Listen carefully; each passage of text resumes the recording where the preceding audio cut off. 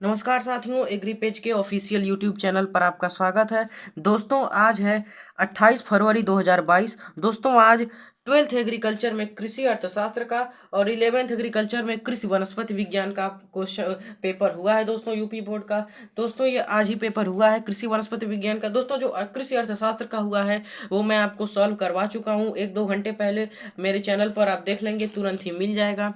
दोस्तों आज हम देखते हैं कृषि वनस्पति विज्ञान को, ये वाला जो पेपर है। आइए इसे सॉल्व करके देखते हैं हम लोग क्या दिया है। इसका जो विषय कोड 164 है और यहाँ पर प्रश्न पत्र संख्या 357 है। आइए दोस्तों जल्दी से सॉल्व करते हैं इसे। दोस्तों यहाँ पर ऐसे कुछ निर्देश दिए हुए हैं, सब आपको खुद ही पढ़ लेना है। हम डायरेक्ट क्वेश्चन पर चलते हैं। यहाँ पर बहुविकल्पीय प्रश्न वाला आ चुका है। यहाँ पर पहला पूछ रहा है कि निम्न में से कौन कंदील जड़ है। 4 ऑप्शन दिया है यहाँ पर, देख सकते हैं आप। मूली, शकरकंद, केला, गाजर। तो इसका जो राइट ऑप्शन आपका हो जाएगा यहाँ पर शकरकंद। ये सेकेंड वाला ऑप्शन सही है। आगे प्रतान आरोही पाए जाते हैं। तो 4 ऑप्शन है, लौकी में, आम में, बोगनवेलिया में, पाइनस में। तो इसका आपका जो राइट ऑप्शन हो जाएगा वो है लौकी, यानी पहला वाला ऑप्शन सही है। आगे जो दिया गया है, ये राइजोम प्रखंड पाए जाते हैं। अदरक, दोस्तों ये अदरक का है, अदरक हो गया है, अदरक है, अदरक है यो, तो गलत हो गया है। तो 4 ऑप्शन यहाँ पर दिया गया है, अदरक में, बैगन में, मटर में, आलू में। तो जो आपका जो सही वाला ऑप्शन है वो हो जाएगा अदरक में, यानी पहला वाला। आगे क्या दिया है देखते हैं। सदा रहित, यानी सदा रहित पत्तियां पाई जाती हैं, यानी सदा रहित पत्तियां किसमें पाई जाती हैं। 4 ऑप्शन यहाँ पर दिए गए हैं, वो हम देख लेते हैं। पाइनस में, मटर में, अरहर में, इनमें से सभी में। तो इसमें सही आपका हो जाएगा पाइनस में। आगे है यहाँ पर फिर समानांतर विन्यास पाया जाता है। तो दोस्तों यहाँ पर भी 4 ऑप्शन दिया गया है, अमरूद में, गेहूं में, चना में, मटर में। तो आपका राइट ऑप्शन यहाँ पर हो जाएगा गेहूं में। जो पाइनस विन्यास है वो व्हीट यानी गेहूं में पाया जाता है। आगे निश्चित उत्तरीय प्रश्न में आ जाते हैं हम।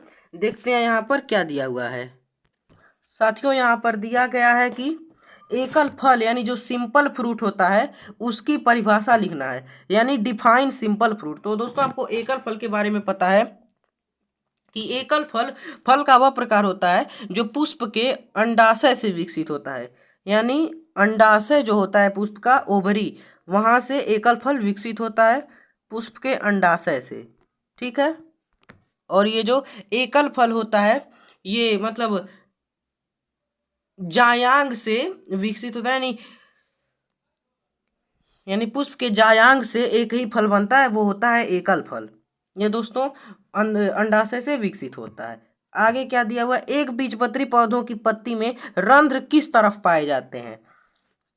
तो इसमें हो जाएगा दोनों तरफ, यानी ऊपर की तरफ भी और नीचे की तरफ भी, दोनों में एक बीजपत्री में रंध्र पाए जाते हैं, यानी पोर्स वो पाए जाते हैं। आगे मूसला जड़ों के, यानी टैप रूट्स, मूसला जड़ों के रूपांतरण से आप क्या समझते हैं, एक उदाहरण दीजिए। दोस्तों मूसला जड़ यानी टैप रूट्स के बारे में यहाँ पर पूछा गया है। तो जो मूसला जड़ होती है दोस्तों, वो मूलांकुर से विकसित होकर एक मुख्य जड़, जो मतलब जो मूसला जड़ होती हैं वो मूलांकुर से विकसित होती हैं और एक मुख्य जड़ का निर्माण करती हैं। यह एक बीजपत्री पौधों में पाई जाती है। जो मूलांकुर ये होती हैं मूसला जड़ें, ये एक बीजपत्री में पाए जाते हैं। आगे दिया है यहाँ पर, पौधों में मेरिस्टेम स्थित कहाँ होता है, स्थान के आधार पर। दोस्तों उम्मीद करता हूँ आप लोगों ने कर लिया होगा, काफी अच्छा क्वेश्चन है, आसान भी है। आगे यहाँ पर एधा यानी कैम्बियम के बारे में पूछा गया है कि एधा के कार्यों का उल्लेख कीजिए, mention the activities of cambium. दोस्तों इसके बारे में मैं बता देता हूं कि एधा क्या होता है। एधा एक ऊतक परत होती है जो पौधों के विकास हेतु कोशिकाएं प्रदान करती है, यानी एधा इंग्लिश में इसको कैम्बियम कहते हैं। ये पौधों जो ऊतक परत होती है, यानी सेल लेयर होती है, जो पौधों के विकास हेतु कोशिकाएं प्रदान करती है। ये जाइलम तथा फ्लोएम के बीच पाई जाती हैं। आगे है, अब यहाँ पर एधा के कार्य पूछ रहा है, तो आप लिख सकते हैं तने जड़ों में मुख्य ऊतक का निर्माण, यानी तने तथा जड़ों में मुख्य ऊतक का निर्माण एधा करती है। आइए अगला देख लेते हैं। आगे प्रोकैरियोटिक कोशा का नामकरण। दोस्तों ये कोशा लिखा है तो इसके लिए आपको इंग्लिश भी पढ़ लेना होगा, तब क्लियर हो जाएगा। प्रोकैरियोटिक कोशा का नामांकित चित्र बनाइए।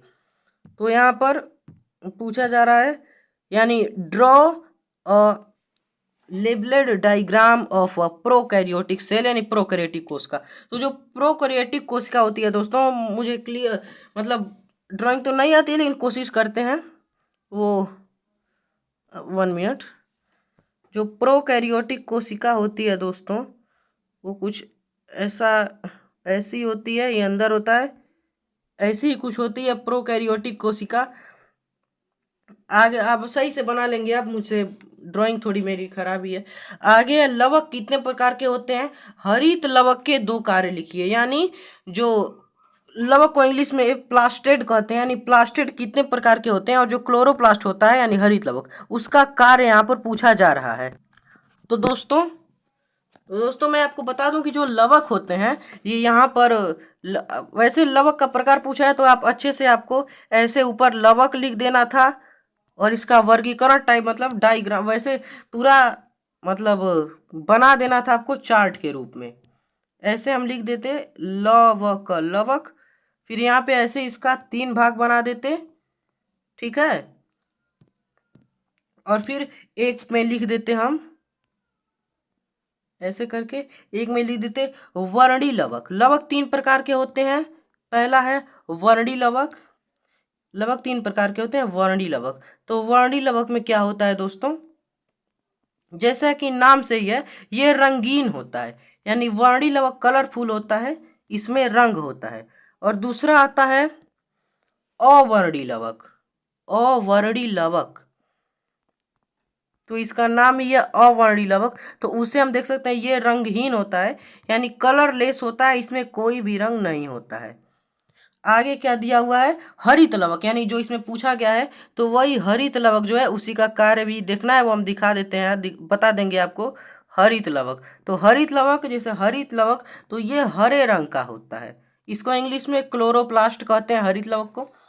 और हरित लवक का कार्य पूछ रहा है, तो जो फोटोसिंथेसिस की क्रिया होती है, यानी प्रकाश संश्लेषण की क्रिया, यानी हरित लवक का कार्य होता है फोटोसिंथेसिस की जो क्रिया होती है,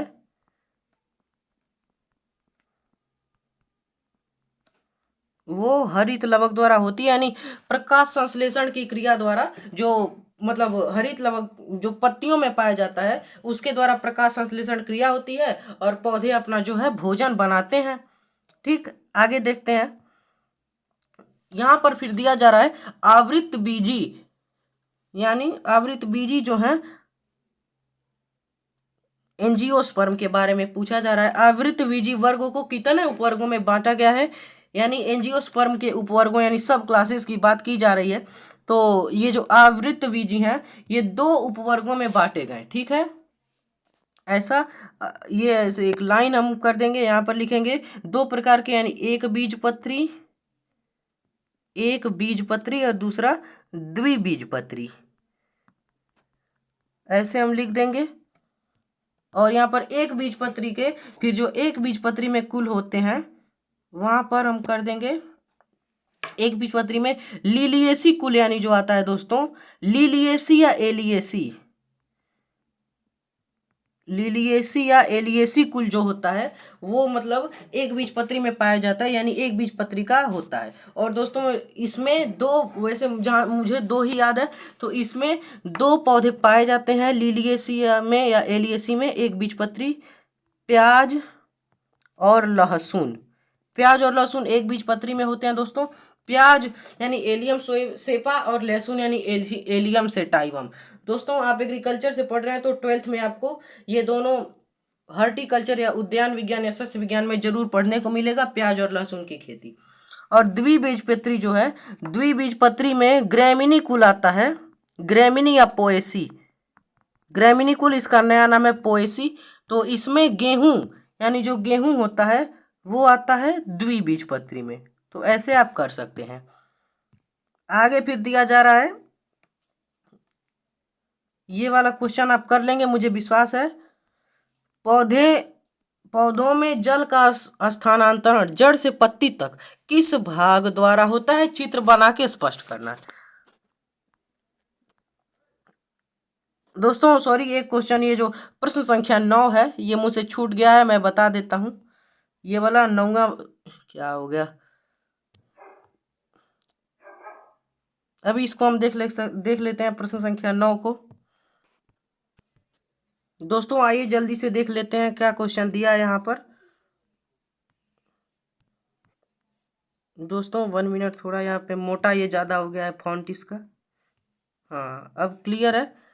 आइए अब देख लेते हैं क्या दिया हुआ है। ठीक है दोस्तों, दिया है गेहूं के पौधा यानी गेहूं के पौधे का वानस्पतिक नाम तथा इसके कुल का भी नाम लिखिए। तो दोस्तों जो गेहूं है वो आपको ये 11th में ही जो सस्य विज्ञान है उसके पहले ही चैप्टर में आपको मिल जाएगा गेहूं की खेती। तो उसमें ये दिया हुआ है दोस्तों, बॉटनी और जूलॉजी कहीं ना कहीं, सॉरी दोस्तों, बॉटनी और एग्रोनॉमी कहीं ना कहीं लिंक होती है, तो वहाँ पे ये मिल गया है। तो गेहूं के पौधे का वानस्पतिक नाम, गेहूं तो वैसे दोस्तों 4-5 प्रकार का होता है, Triticum aestivum, Triticum sphaerococcum, Triticum dicoccum और ट्रिटिकम मोनोकोकम। लेकिन जो दोस्तों जो 11th का कोर्स है उसमें आपको ट्रिटिकम एस्टिवम मिलेगा, जो मेनली मैक्सिकन गेहूं यानी जो मैक्सिको का गेहूं होता है उसका ये वानस्पतिक नाम होता है, या रोटी वाला गेहूं उसका होता है ट्रिटिकम एस्टिवम। तो इसका वैज्ञानिक नाम यानी वानस्पतिक नाम, बॉटनिकल नेम हो जाएगा ट्रिटिकम एस्टिवम, और कुल इसका हो जाएगा ग्रैमिनी या पोएसी।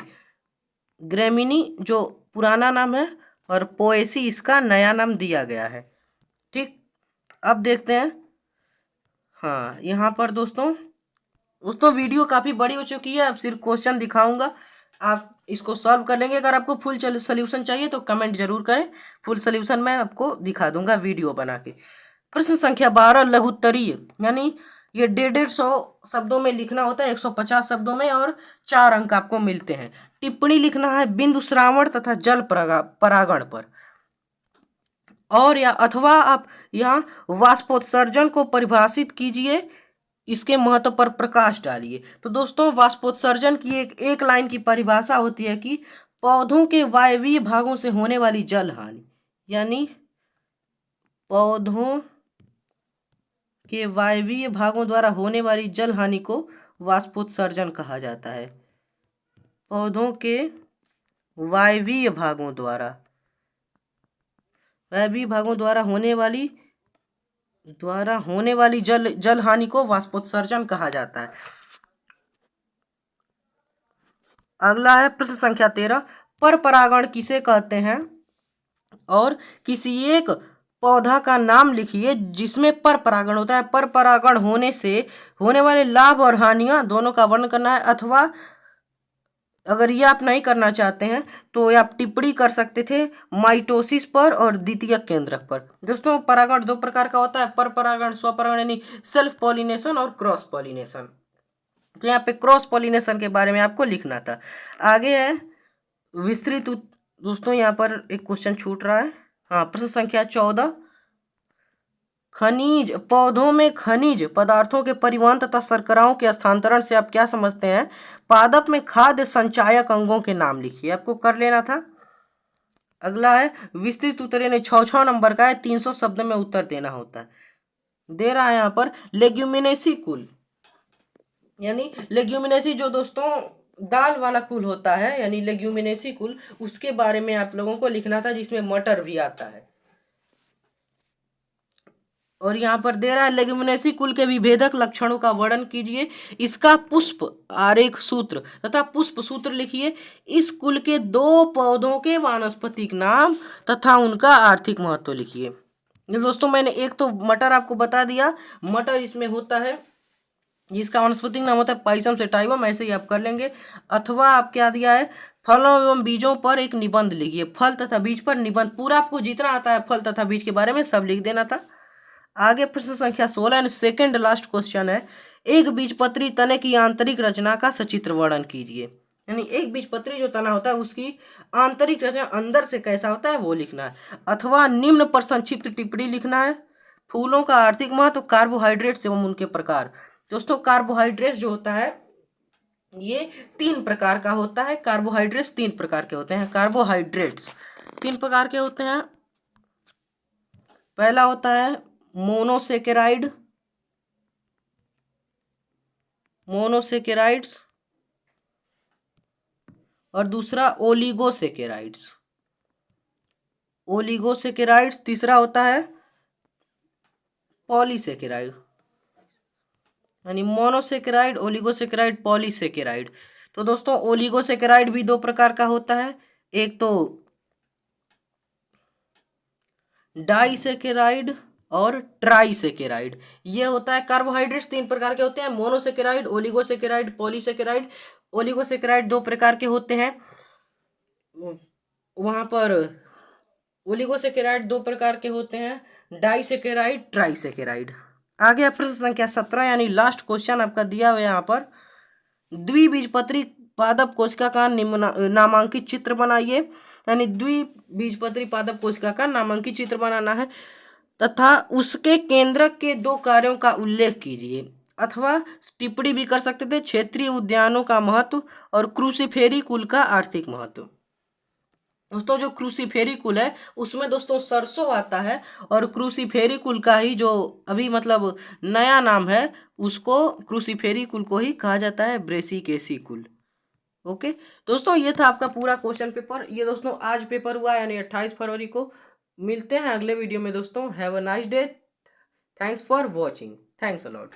दोस्तों अब दिनांक 2 मार्च को यानी 2 मार्च को हम लोगों का यानी 12th एग्रीकल्चर का होने वाला है कृषि जंतु विज्ञान का पेपर यानी एग्रीकल्चर जूलॉजी का, और 11th का भौतिक विज्ञान यानी कृषि भौतिकी एवं जलवायु विज्ञान का पेपर होने वाला है। दोस्तों अब मिलते हैं 2 मार्च को, जब दोनों पेपर में तुरंत आपको सॉल्व करा दूंगा।